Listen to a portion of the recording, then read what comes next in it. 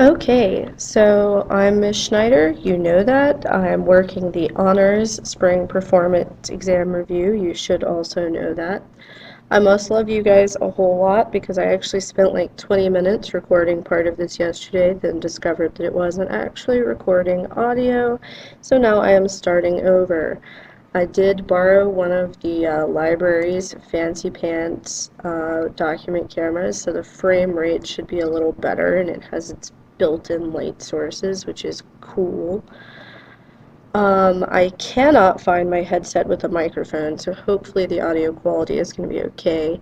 It also still does not have a feature requested by one Tyler Montgomery where it shows my face while I work, but I can't say I'm particularly sad about that.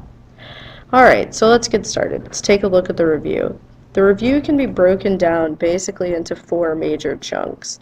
The first four questions have to do with waves and sound, 5 through 8 have to do with electricity, and then 9 through 13 have to do with magnetism, and the whole back is optics, which we just finished learning. There's one question that is out of place. Number 11 is actually a waves and sound question. I don't know what it's doing down there. So I'll kind of work it in those chunks. You obviously are going to need to do your work on a separate sheet of paper because there is not room on this paper to show all your work. I printed myself a special fancy copy where I left myself enough room to do work so that you guys would be able to see the question and my work on the same page. I'm actually the most comfortable working with my paper at like a 45-degree angle to me to prevent you guys from getting like weird neck strain or anything. I'm actually going to rotate the camera so that to you guys it will look like I'm working more or less upright. Let's get our light sources all set up. Okay, beautiful. The first question. A hiker determines the length of a lake by listening for the echo of her shout reflected by a cliff at the far edge of the lake. She hears the echo 2 seconds after shouting. The temperature of the air is 10 degrees Celsius. Estimate the length of the lake. Alright, a bunch of these waves and sound problems are actually two problems disguised as one. This is no different. It's an echo problem, which means we're going to need to use the formula V equals d over t. But they don't give us a velocity. They give us a temperature in air, which means that we're going to have to calculate the velocity of sound in air. Now, that's not something even I know off the top of my head, so we're going to turn to our handy-dandy formula sheet, go to the section labeled waves and sound, and we have this formula that I'm going to write down, which says V sound equals 331 plus 0.6 times T sub C. I use T sub C for temperature so that I remember that's not T for period. And the C stands for Celsius. Our temperatures should always be in Celsius. Alright, so this is the step we should do first. We should calculate the speed of sound in air at 10 degrees Celsius. So we're going to have T sub C equals 10. So V sound equals 331 plus 0.6 times 10. This is math so easy, even I don't need a calculator, and I am pretty codependent on my calculator. But that's going to be 331 plus 6, which is going to be 337. So now we know that the speed of sound in this air is 337 meters per second.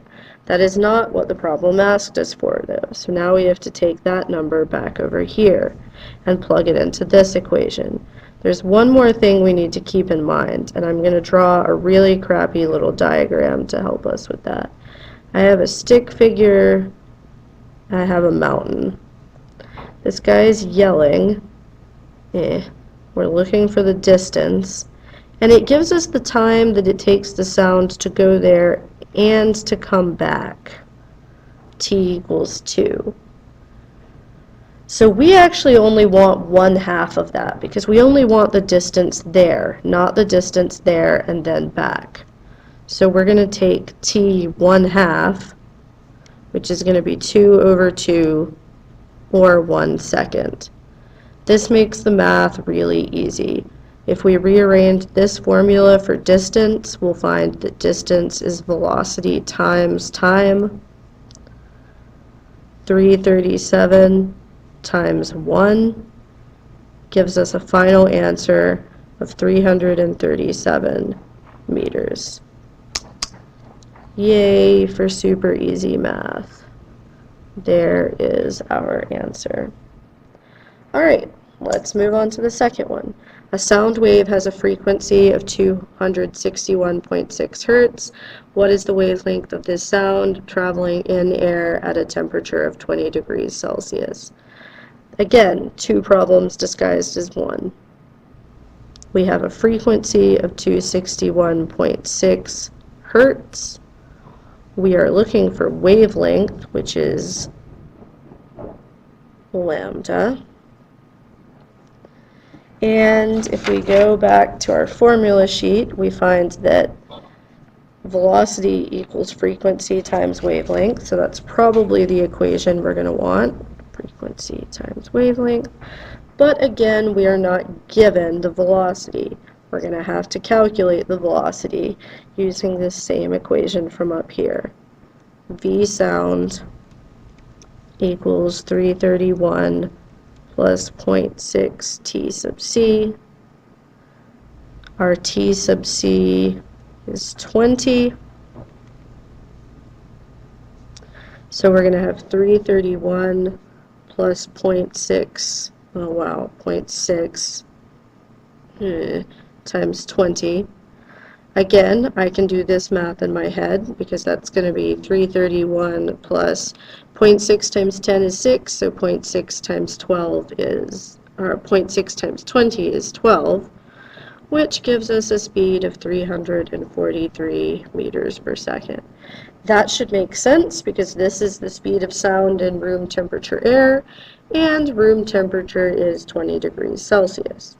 So now we just have to take this number and plug it back in way over here.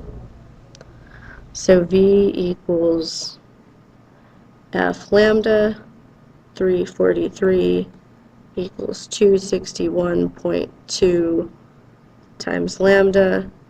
Divide both sides by 261.2, and you get that lambda is, okay, I can officially no longer do this math in my head. So 343 divided by 261.2 gives us a final answer of 1.31 meters, because wavelength is a length which we measure in meters. You'll notice we do have the answers to these, so we can be reasonably sure that we're doing them right as we go along. Alright, this next one. A wave has a frequency of 262 hertz. What is the time between successive wave crests? This one is simpler in that it's just one calculation, but it's a little more difficult because they don't explicitly state what they're asking you for. They give you frequency, but then they ask you for the time between successive wave crests. And it's up to you to realize that the time between identical parts of a wave, so crest to crest or trough to trough, that time is the period. So that's what they're asking us for, period. Notice that I denote this with t without the little c. I know it's confusing. Physicists are dumb. If we go back over here, we find that the period is equal to 1 over the frequency, which is simple enough. T equals 1 over f. So t equals 1 over 262. Plug that into the calculator, and I'm getting 0.0038. The answer that Mr. Bell gave includes a 2. I would accept 0.0038. And period is a time, so we measure it in seconds.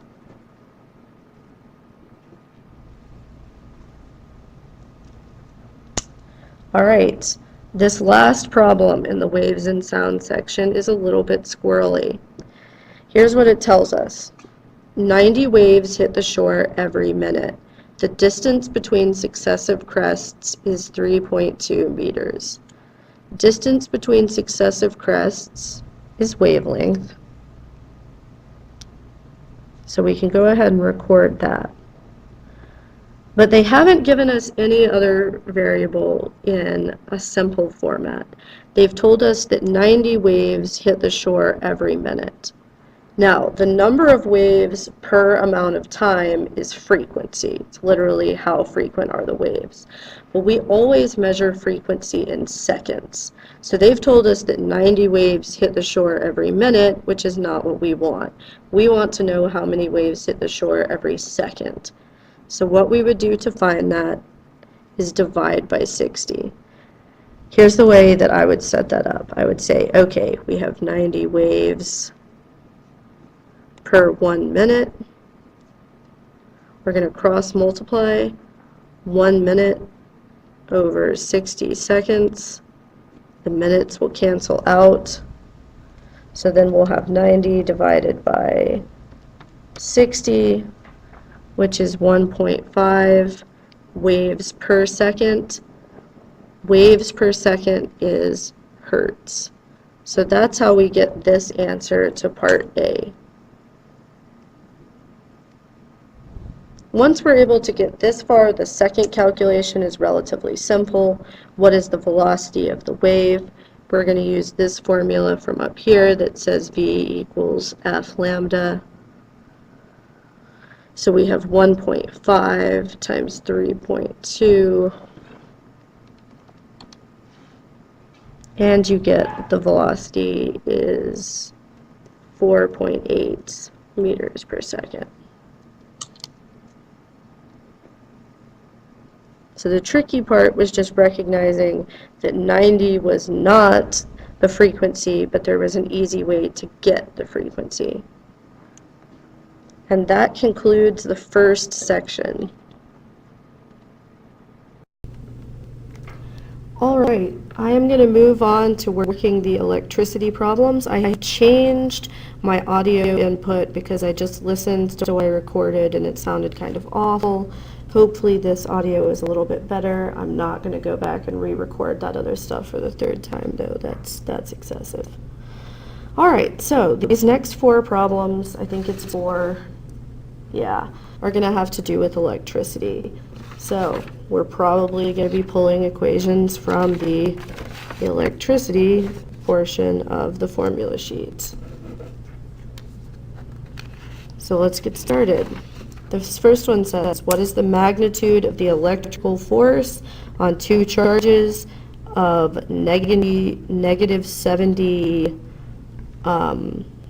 microcoulombs and 25 microcoulombs placed 30 centimeters apart? Okay, so for this problem, we're going to be looking for electrical force. And one thing you have to remember is what micro means, which is actually times 10 to the negative 6th.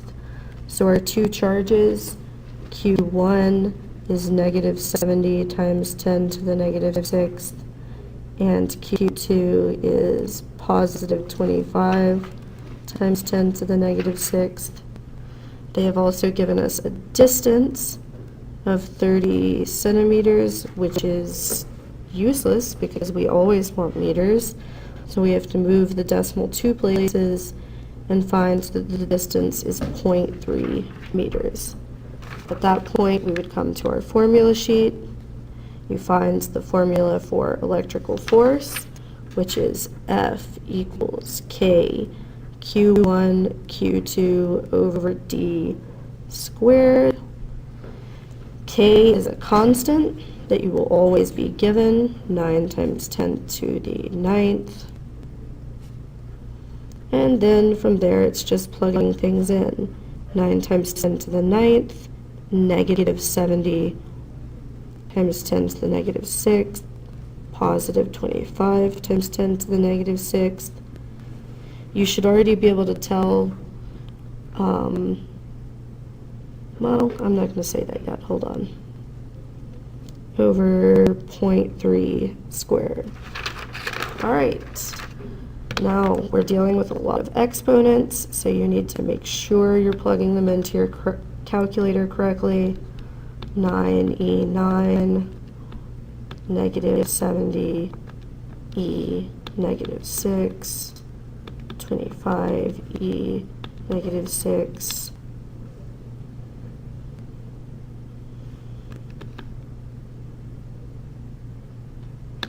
and then all of that divided by 0.3 squared.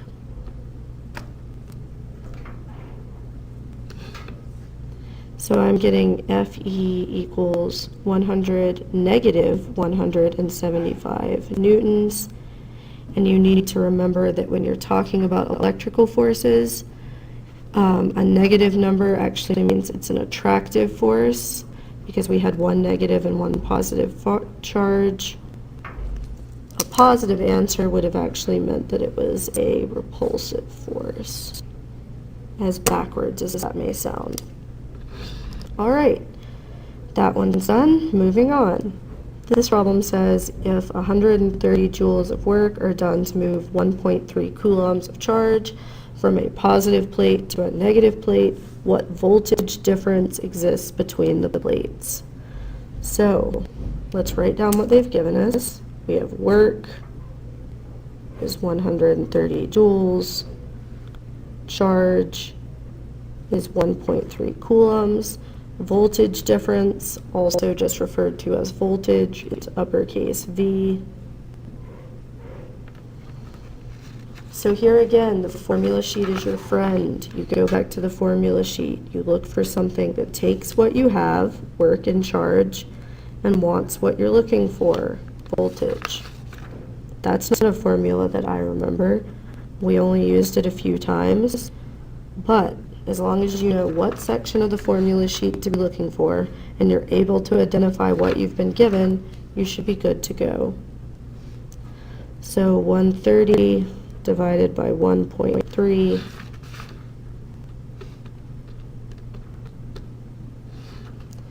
gives us a voltage of 100 volts.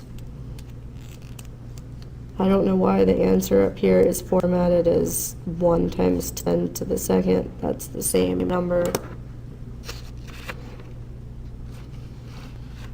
Moving right along. All right, this one is definitely going to be a lengthy problem. Hopefully I've left myself enough room to work it. It says the current that flows through a 12-volt battery all flows through a 400 ohm resistor, but then it splits into two paths and passes through a 500 ohm resistor and a 7 ohm resistor connected in parallel. Draw a schematic of the series, of the circuit. All right, so here's what we've got. We have a battery. We happen to know the voltage of that battery is 12 volts. I'm going to go ahead and label that. So all the current has to go through R1, but then it's split in parallel for R2 and R3. We know the values of all our resistors. R1 is 400, R2 is 700, or R2 is 500, and R3 is 700. Doesn't really make a difference, but that's the order they're given in the problem. So, all right, so now it asks what's the total current in the circuit. Now, we don't have enough information to find that right now. We know V total from the battery, but to find I total,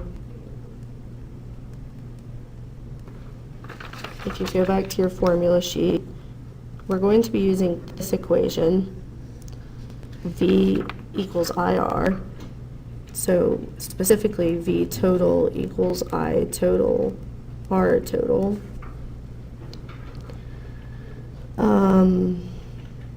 We know V total, but we don't know R total. However, we can find R total. It's going to take multiple steps, though. We need to combine these two resistors first because they're in parallel. To combine resistors in parallel, you have to use 1 over R total equals, in this case it's not going to be R total, it's going to be R23, because it's the combination of 2 and 3, equals 1 over R2 plus 1 over R3. So that's going to be 1 over 500 plus 1 over 700 equals 1 over R23. I am not going to try to find a common denominator. I'm just going to shove those numbers into my calculator. And I'm getting that 0.0034 equals 1 over R23. So to get R23, you do 1 over this number, 1 over 0.0034, and I am getting 294.1. All right, that is still not R total though, unfortunately, because now we have to combine this with R1. However, the combination of these two is in series with that one, so that becomes pretty easy. R total is going to be R1 plus R23, 400 plus 291, or 294.1 equals 694.1 ohms. And finally, we can rearrange this to say that I total is V total over R total. So that's 12 over 694.1.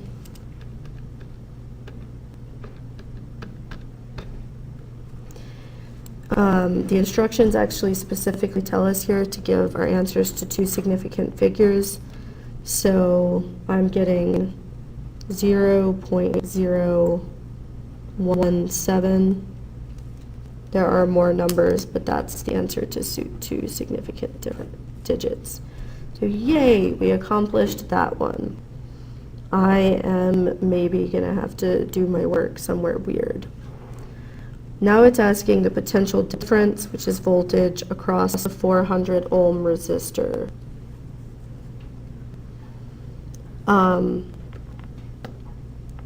To do that, you're going to need to find the voltage across this resistor and then the voltage across these resistors. I definitely wish I had left myself more space. So, if R1 is 400, oh, that's the one we're supposed to be solving for. Okay, that makes it a little better. R1 is 400. I1 is going to be equal to I total, because that part is in series. And the current is always the same in series, so 0.017. So to get V1, we just do I1. R1, 400 times 0.017.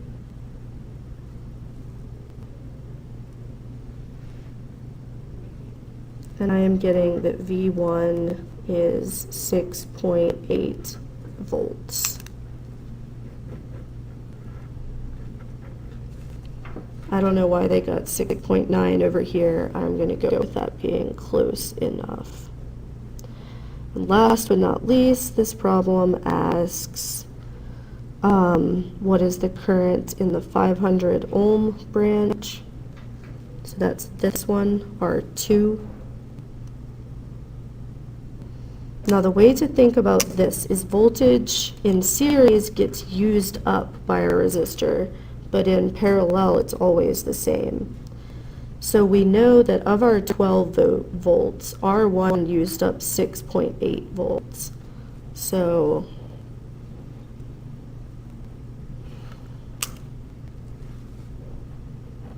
we want to do, here's basically how it's going to work. The V total is going to be equal to the voltage across the first resistor and then the voltage across the combined resistors of 2 and 3. So 12 equals 6.8 plus V23. So 12 minus 6.8 tells us that V23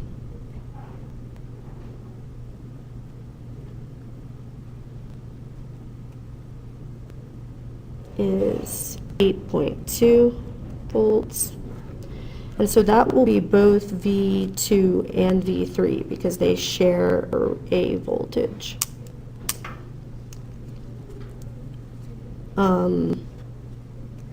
Let's continue my work down here.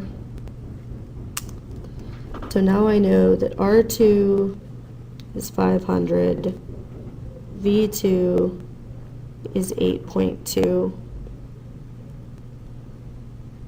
So I2 should be V2 over R2,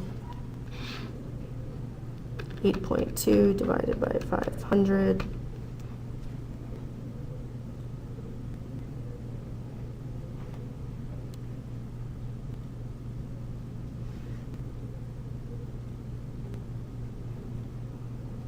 And I am getting that I2 is 0.016 amps. That is not quite the same as the answer that's given on the sheet. That is the last of this section anyway, so I'm going to see if I can figure out what's going on there before I record the next section. So, see you in a bit. Okay, so I discovered that the reason my answer was wrong is I did some really terrible math.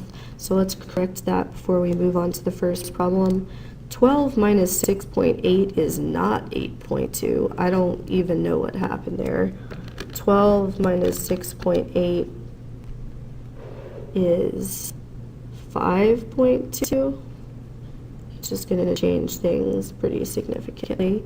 So now we come back down here, we do 500 divided by 5.2, or no, other way around, 5.2 divided by 500, and we do in fact give the answer given, which is 0.010 amps. My work here is kind of a mess. I'm not going to re-record this problem, but I may rework it so when I scan the PDF answer key in, it's a little easier to understand.